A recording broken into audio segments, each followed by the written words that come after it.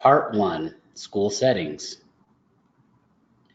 In the School Settings tab, we're going to be going over the different sub-tabs, including School, Staff, Preferences, and Arbiter Live.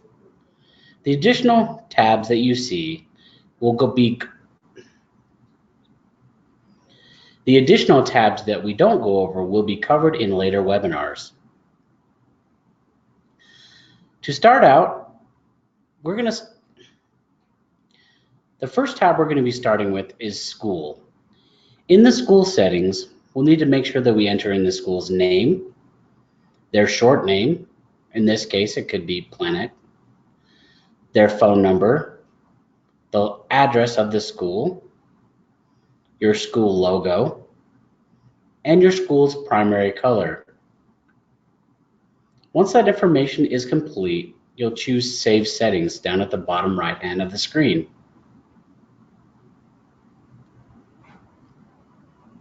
Anything I missed? Is that good? Okay. And that's what we'll do. I can pause this and then we'll pick up and delete this crap out. Cool. Okay. The next tab over is Staff. To add a staff member, we'll need to click on the upper right-hand corner. It says Add New Staff Member. We'll click here, and you'll need to type in the individual's email address.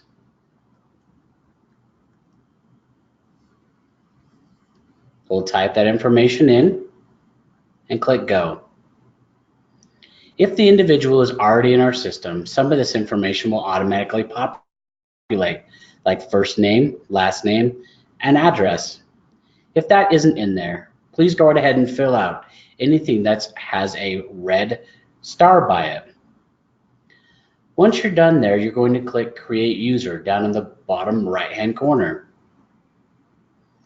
You'll then need to provide the staff a role. This can include Activities Director and other things. An important staff member is our Athletic Director. They're the only ones that can add other staff members. The other roles in this field are allowed to adjust anything in ArbiterGame, but they're unable to add staff members. In this case, not applicable is our coach for football. So I'm going to go ahead and choose Coach and click Save. That staff member will receive an email from Arbiter Sports saying that they can sign in. If you'd like to remove a staff member, you'll need to sign in as an athletic director and click on the trash can over to the right-hand side of their name. Once you remove it, it's going to ask you if you'd like to. Go ahead and hit OK. And that staff member has been removed. Anything else? Okay, good there? Good. All right, preferences, okay. Our next tab is Preferences. In the Preferences tabs, Our next tab is Preferences.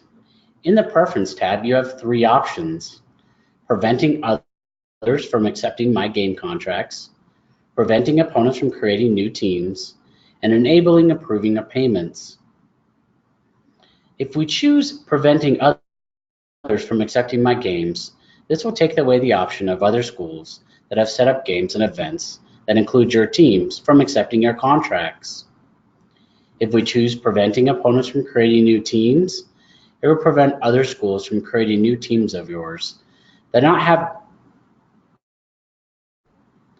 It will prevent other schools to include a team or create a team in your account that haven't been added in your group. And lastly, approving payments allows for double verification. If we'd like to turn these on, we just check box next to there and we choose Save Preferences down in the bottom right-hand corner. Good? Yep. Okay. And then Arbiter Live? Yeah. Okay. The last tab in our Settings tab is Arbiter Live. If I choose this tab, I can go ahead and turn on Arbiter Live. Some of yours might already have that checked. Once we've chosen Arbiter Live, we can click on our link here. Arbiter Live is a public site customized to show your school's schedules and events to anyone. By clicking the Publish Schedule on Arbiter Live, you're allowing your schedule to be shown on these sites. To view the site, like we talked about, is click on the URL and be directed to the site. You'll see the site shows a logo and color you've selected within your settings. From here, you can click on which team you wish to view. By clicking on, this isn't a good example, is it?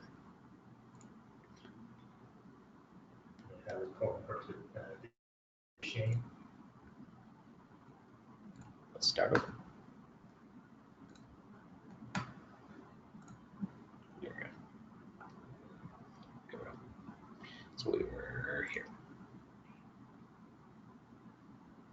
The next tab is Arbiter Live. Arbiter Live is a public site customized to show your school's schedule and events to anyone. By clicking the box Publish Schedule on Arbiter Live, you're allowing your schedule to be viewed on this site. To view this site, click on the URL and you'll be directed to the site. You'll see the site shows the logo and color you've selected within your school settings. From here, you can click on which team you wish to view. By clicking on Follow Team, parents and students can receive notifications when any changes are made By clicking on Follow Teams, parents and students can receive notifications when any changes are made to that team's schedule. Good? Yep. What do they want?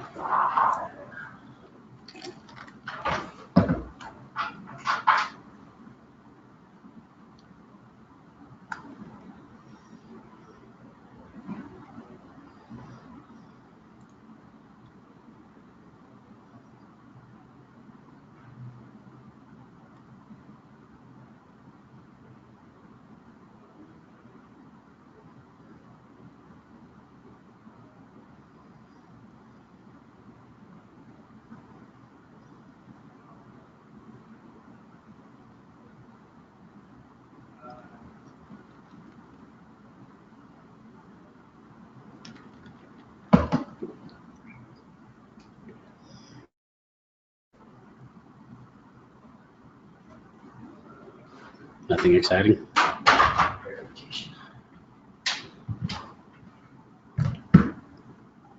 we ready? Sorry. So we're good. And you'll have to do it. What, that? Oh, I'll do it later. There might be a bug that's like auto-verifying people. There is. I don't know if there's a bug. I think it's just that's what's supposed to happen. Yeah, but it's like for people that aren't. But just verifying people, just to be verifying, Yeah. without actually checking anything. Nice. Okay. Are you ready? Ready. Part 2, Students. From here,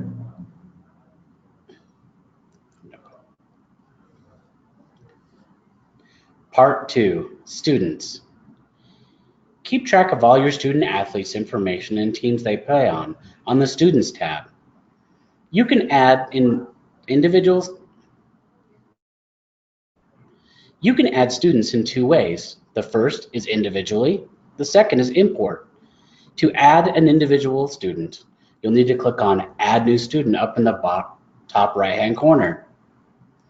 You'll need to then complete the information that's requested, such as first, last name, gender, student ID, and graduation year. Are their class requirements completed, and is the physical complete? Once that's done, you're going to go ahead and click Save Student in the bottom left-hand corner. To import students, we'll need to be back on the Students tab.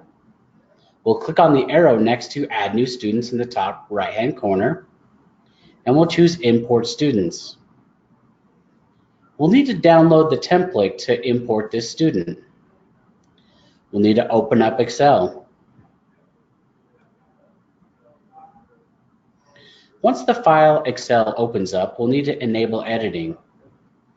Once again, you'll need to put your mouse up to the top information over the student's ID to see if this field is required for each student.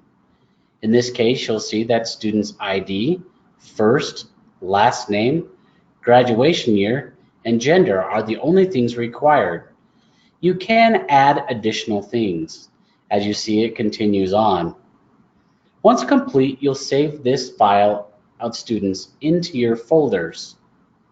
You'll then need to click on Browse, locate that student, and click Upload. Once that uploads, Once that upload is completed, your students will populate on the list here. You can then go right ahead and filter for your students. Over to the left-hand side of students gives you the ability to filter for graduation year, year on team, sports, level, gender, or you can just find the student by their last or first name. Once a student has been added, you can go into their profile by clicking on their name, scrolling to the bottom, and selecting which teams they played for and in which,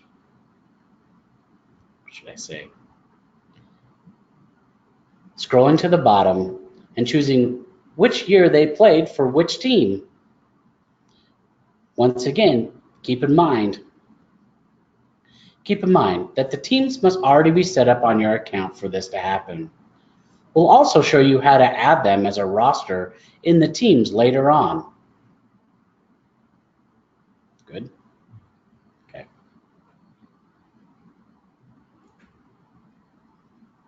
I'm gonna start at the schedule place every time we kind of part 3.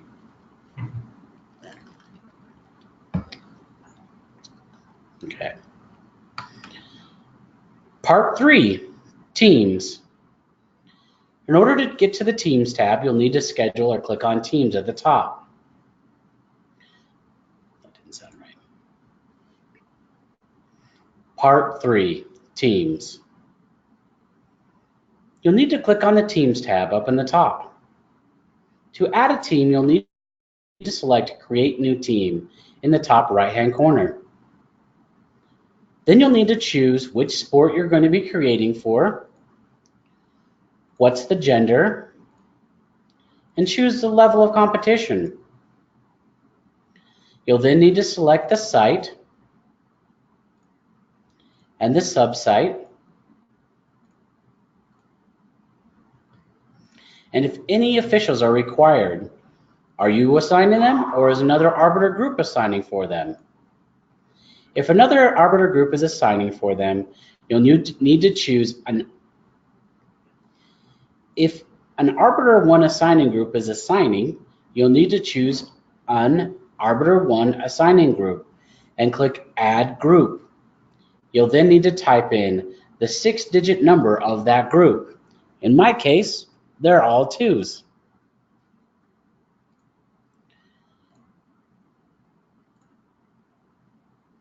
As you see, we have the real Pac-Man as my assigner, and then my assigner level would be Girls Varsity Golf. I can then go right ahead and set up the setup times for my facilities. I'll then go right ahead and set up the game start time for my games, and I'll choose how long this golf tournament lasts. When I choose 4 hours, you'll see that my cleanup time adjusts to 4 hours. Once I'm done creating the team, I choose Create Team in the bottom right-hand corner to save the team's info. If I ever want to edit the team, I can choose the team again and adjust any of these settings. Now, these settings are just defaults, and so you can adjust per game as they go through. If I'd like to add students to the specific baseball roster of Division 1, I can choose Roster. I can then go right ahead and choose Add Players over to the right-hand side. I'll then select the group that are in here. I'll be able to put in position if I'd like to, their jersey number, height, and weight. I can continue that all the way down. If I don't know what position they are, it's no big deal. I can choose go right ahead and add students to roster and those individuals have been added.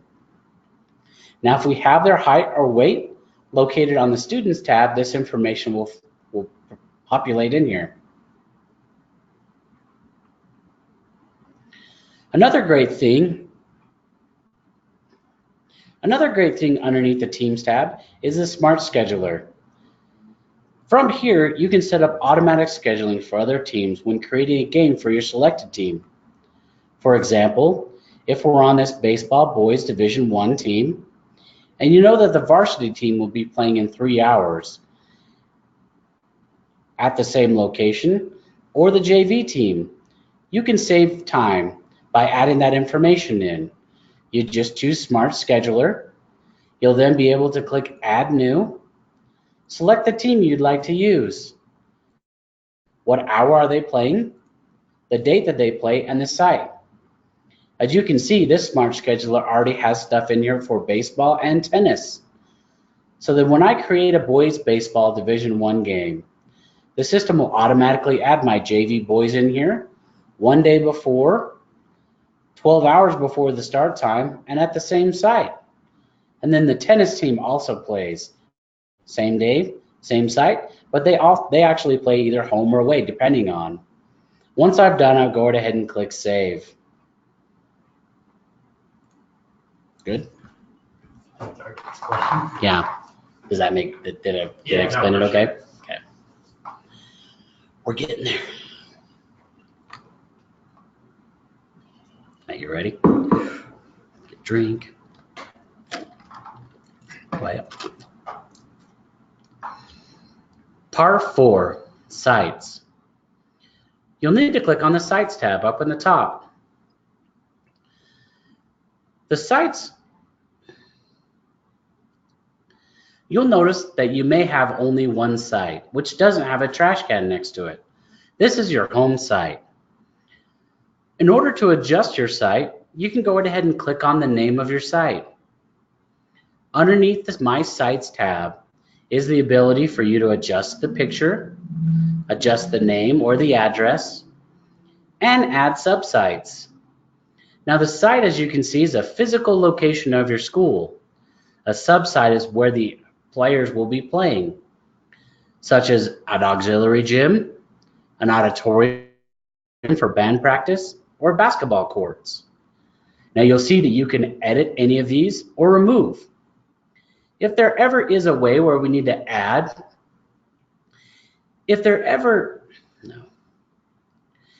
an example, you can see that we don't have a stadium here for a football team.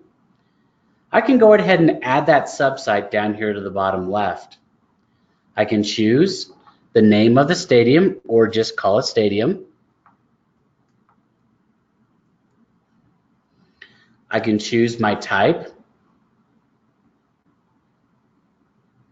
as field. I can choose my sport if I would like as football. I click Done selecting sports and click Create Subsite. As you can see, the stadium has been placed in here for me to be able to use.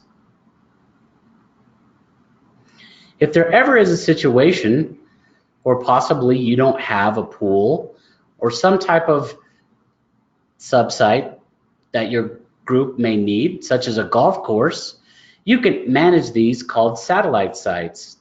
These are sites that are away from your school. To do that, I click on the top right, it says Manage Satellite Sites. It allows me to pull within a certain distance from my home site. And to subscribe to that, all I have to do is checkbox next to that site.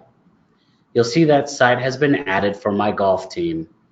That way I can make sure that when I program my games in here, I can select that we're going to be playing at this site and subsite for my officials. Good? Anything else? Good? No. Okay, clear? Perfect. Okay. Great notes, by the way. I'm like looking like, okay. Where are we at? 1, 2, 3, 4. Okay. Part 5, Opponents.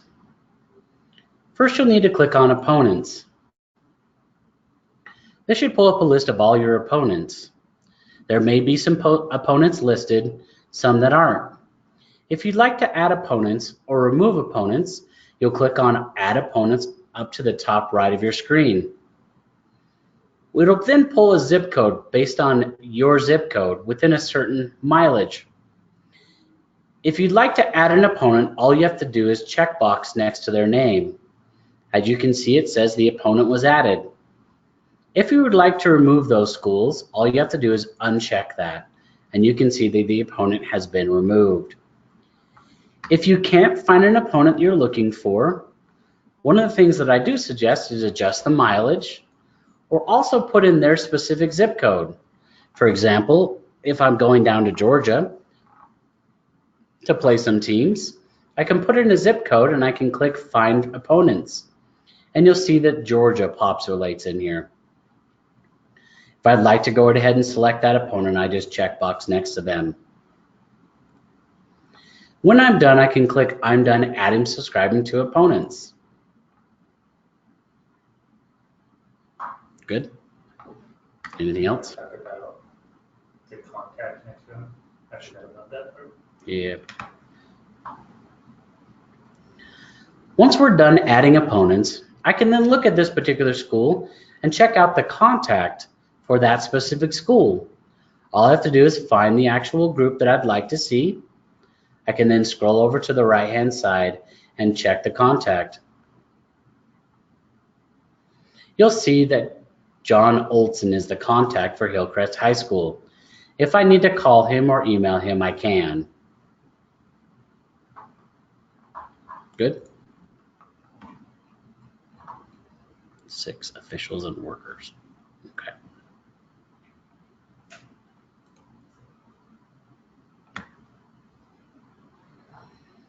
Part 6, officials and workers.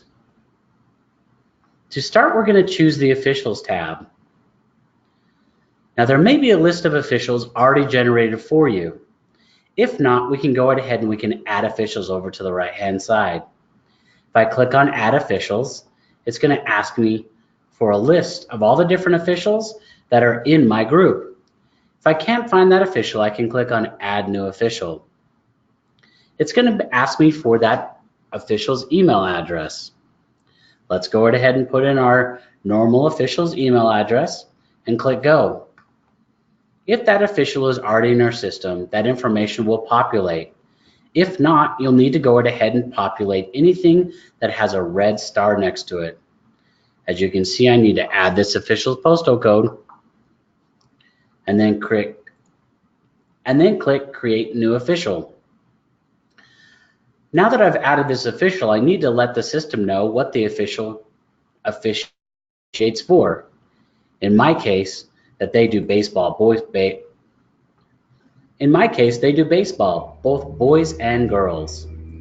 Once I've done there, I can click on Done Managing Sports for this official. If I ever need to go back and add some additional sports for that area, I can click on Manage Sports, and I can choose that they do basketball as well. And then click Done. If I need to remove the official, I can go ahead and click the trash can next to the official.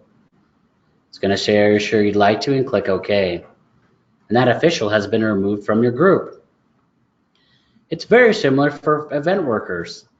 I choose event workers. I can click Add Event Workers, and I type in an email address. I click Go. Once again, if that information is already in our system, it will populate. If not, you'll need to add that information in. Now, one different thing here with event workers is this type section. You'll need to choose whether the event worker is a contract employee or a 1099 employee, or an employee of the school or a W-2 employee. This is a big distinction because this will determine if the individual is paid through normal pay, through your school's payroll, or through Arbiter Pay, which can be paid through ArbiterGame. In my case, they're not an employee of the school, so I can choose contractor. I can then go ahead and click Create New Event Worker, and that individual is in the system. That individual will then receive some information about how to actually sign up for an Arbiter Pay account so that you can go ahead and pay that event worker. Anything else? Okay. So we got last is just schedule, right? Yeah, I know. Do you need to head out? Or are you good? Yeah, go for it. Okay. This is probably where I'm going to need you to like keep me on task. So you have importing schedule first, then individual games. Yeah, I mean, meets, tournaments, other events. I don't know if you want to go over each of those or if we listed them, but I don't know if you want to spend each. Yeah. So we'll do import, we'll do individual games, meets and tournaments. I think tournament can be one on its own. Yeah. Because that's kind of like there's a lot of steps built into that. So yeah. Maybe do individual importing and then go into like icons. Okay. So individual importing. And then we'll tournament one we can make like one more. Should I just say like, as you notice underneath here, you have practices, meets, tournaments, and other events. Those will be covered up and, those will be covered in other webinars that are available at arbitersports.force.com/guild. Yeah. Blah, blah, blah, blah, blah. Yeah. Because, I mean, with tournaments, it's like, click here, and then you have to go down here. It just could get kind right. And we have webinars already about that, so. Yeah. Okay. Here we go. Where are we at? What do we have? We have 1, 2, 3, 4, 5, 6. Win 7.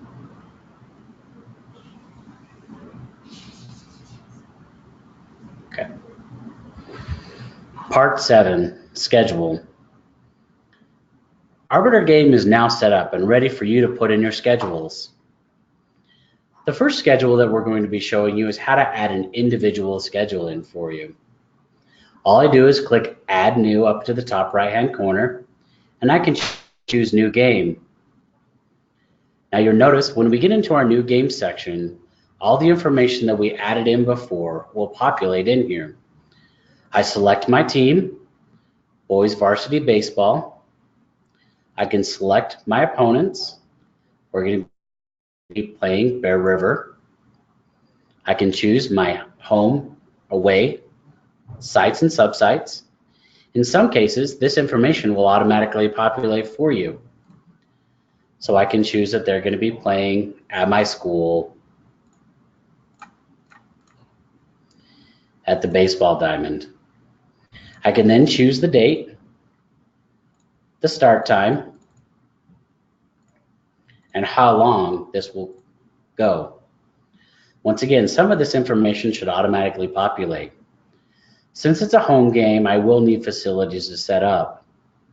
You'll see that the information as far as cleanup time will be 2 hours from the start game. If I choose this to 3 hours, you're going to see that my cleanup time changes. Now yours might say send to school, dude, or it might say, what does it say? I'm trying to think of what it says. Whatever, we'll skip that part. As you can see, I have facilities requested. I'll go right down here and see that no officiates required for this game or that this school is required here for this. No. As you can see, our default is set up to not have officials required for the game. If the school is going to be assigning officials, I can choose that the school is assigning officials and how many officials I need for this game.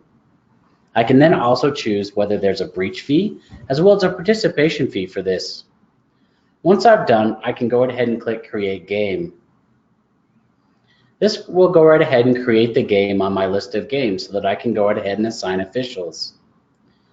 Some of you might have assigners giving you, really? It's just there though.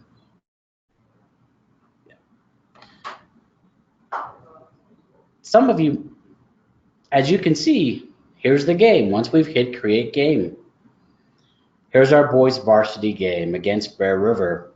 We can see the start and end time, and then we have these icons over to the right hand side. Now the colors are also significant. When we go with red, that means something that we need to do, the school. If it's yellow, that means that there's something somebody else needs to do. And if it's green, that means that we have everything good to go. Now these icons are stagnant, so they stay the same. The first is the contract icon. If I click on the contract icon, you're going to see that Bear River hasn't accepted this. You'll also notice that we have red here, which is our officials. This is because we've said that Duchesne High School is going to be assigning the officials. This would be yellow if you've asked the assigner to provide you officials. I can click here for event workers, and you can see that I have David and Jane Doe who work the gate and shot clock. I can add other event workers if I would like. Now these are usually defaulted in here based on the teams that I have. Sometimes the event workers will be gray, meaning that no event workers have been assigned. This last one shows that I need facilities. As you can see, I can go right ahead and I can choose either the yellow means somebody else needs to do something, red means that I need to do something, or green means that facilities has got it. The last icon up on this game is transportation. So that's if you need a school bus or different types of transportation to your school. This way you can quickly look at your game for the week or for the day and determine where you need to work on. You'll also be able to actually filter for this week's games. As an athletic director, I can choose this week, I could choose all sports or narrow it down. But this allows me to go ahead and quickly see what I need to do for this week. As you can see, I have some officials I need to generate. You can see that I have some contracts I need to accept. Something to do with facilities here and some more officials. You'll also notice that these ones don't have event workers. Do I need event workers? I can go ahead and add those to those games. Now some of you might be noticing that putting in one game at a time might be difficult. We have what's called importing schedule.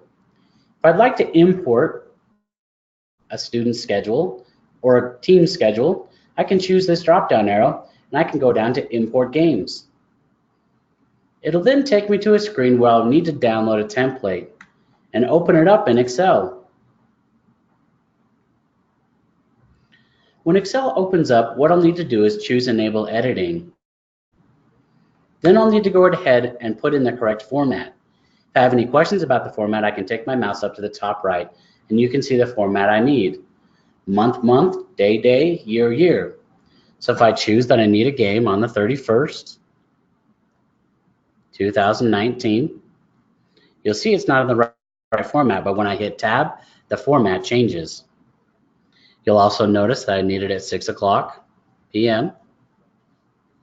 And then I get to this team section. You notice that there's a drop-down box.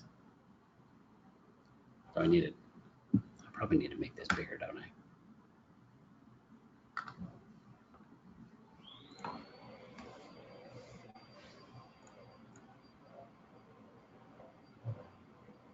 Right.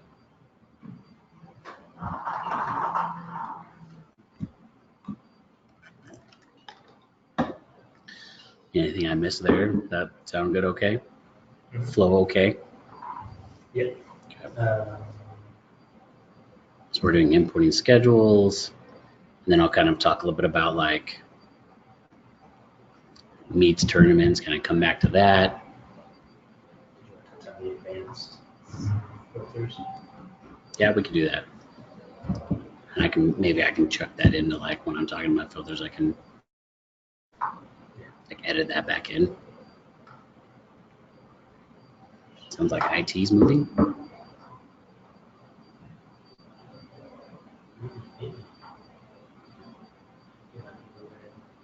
Where are they going?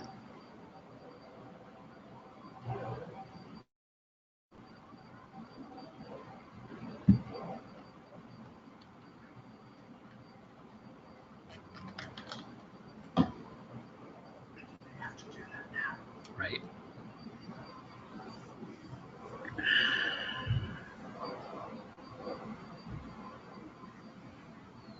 Here we go. Are you ready?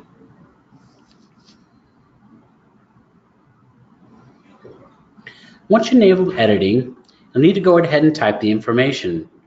Now there are certain format. If you have any questions, put your mouse up to the top and you'll see a specific format. Month, day, year. Let's go ahead and put this on the 31st of January, 2019. I'll then choose time, and it's going to be at 6 o'clock p.m. Once I get to Teams, you're going to notice a drop-down box. Once I get to Teams, you're going to notice a drop-down box. Please use the drop-down box because please use the drop-down box. This information is really important that it's spelled and put in there correctly so the importer knows what to read. I'll then choose home and away. Who are my opponents? The specific site. Is transportation needed? Is facilities required? And who's going to be doing the assigning? Once I've completed this all the way for each group or each team, I can go ahead and save this. Once I've saved this, I can choose Browse. I can then go ahead and upload this information. This will then populate on my Schedule tab for me to be able to use. You'll also notice in this drop-down box some other things, such as new practice, meets, tournaments, or other events. These will be covered in other webinars that we'll be holding soon, but they all operate very similar to New Game. If you do have any questions about these, please go to arbitersports.force.com/schools and look at our webinar or our articles. We'll have that information in that URL at the end of this.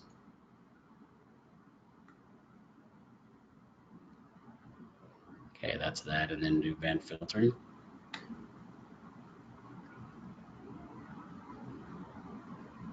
Anything? So that's that. Do we need any? So just advanced filtering? Is that the only thing left?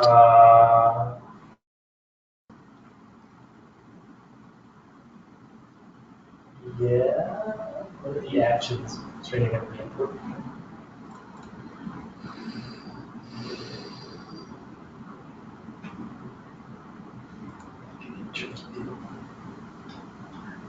Yeah.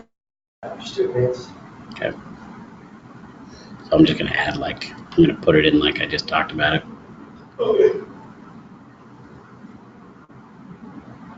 Now we just showed you the simple way of filtering. There is also a way for what we call advanced filtering. Once you create a filter, it'll show up in the list here. To create a filter, all I have to do is click Create. I can then name that filter whatever I'd like it to name. If I'd like to cover all future or past events, published or not published, games, tournaments, meets, events, sports levels, home and away, sites, subsites. I can then dictate what I'd like to see in my filter. For example, if I'd like to just go ahead and put in that I want to see all the contracts for all sports going in the future that I need to go ahead and accept, I can choose that. If I'd like to just see all that are good officials or ones that have been assigned, I can choose that one. Once I go ahead and click Save, this information will show up here. For example, if I choose Contract Red Flags, you'll see that this pulls a list of all the different games that I need to go ahead and accept the contracts for all future games. This way it allows me to quickly go ahead and accomplish everything. There are also some specific tasks that I can take.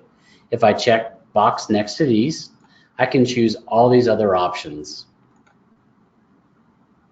I'm not even going to put that in there.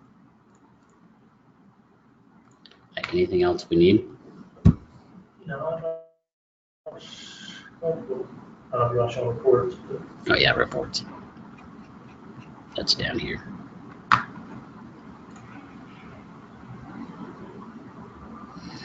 Our last section, yeah, I don't want just like give me all future. Okay. Our last section is the Reports tab. If I click on the Reports tab, it provides us a lot of information that can be run. You'll also notice a section over here that says Most Used. This way I can pull specific fees by sport. I can click on Fees, I can choose a specific sport, and I can put that either as an Excel or a PDF. You'll also be able to use other reports in this tab. I encourage you to select or look over these and pull these reports. Find out what report works best for you. Anything else? Good? Were we going to cover payments at all? Or was that a different? So it wasn't on the list that we created with Kaylee. I can't remember. Should we still, I feel like we should still cover it. Yeah. Right? I should put that in as like, what, 8? Yeah. Okay. Part 8, Payments. We click on the Payments tab. Now these payments these payments in the list here will show up from your assigner or from what you put in the system. As you can see, the icons here to the left are officials. These are event workers. And these if you actually have somebody that you need to pay for a tournament or a participation fee. If you'd like to pay these individuals, the first thing you'll need to do is link your Arbiter Pay account. You'll select Link Your Arbiter Pay account up in the top right-hand corner, click Add Account, and it's going to ask you for your Arbiter Pay username. We'll go ahead and put that in and click Go. Your Arbiter Pay account number will pull here. And then you'll need to put in your Arbiter Pay 4-digit security key and click Save. You'll see that the account and the balance will show up here. If you'd like to remove that, you click the trash can. Once you've linked that account, you're ready to pay officials or event workers. All you have to do is select next to the individuals you'd like to pay. You'll see that the total shows up here and you click Make Payment. If you need to adjust the amounts, I can click on the icon right here to adjust these amounts. That has been adjusted and you'll see that this adjusts. You'll also notice this approval button. Like we showed you on the Preference tab, this is where we have the approval for payments. Some schools will have their athletic directors come in here and click Approved, letting the bookkeepers know that those payments are ready to go. Then the bookkeepers can sign in, see that the athletic directors have approved this, and go ahead and make those payments. If there's an individual you've already paid via check, you can go ahead and click on the trash can over here. You'll also notice that down here, you'll have an icon. These are individuals that don't have Arbiter Pay accounts. You'd want to reach out to this individual by clicking right here, getting their email address, and sending them an email, letting them know that you have an amount for them to pay. If you pay them via check, you can also click on the trash can as well. Good? Yep. Easy enough. Are we done? I don't think we have anything else. So, I think that's it. This is going to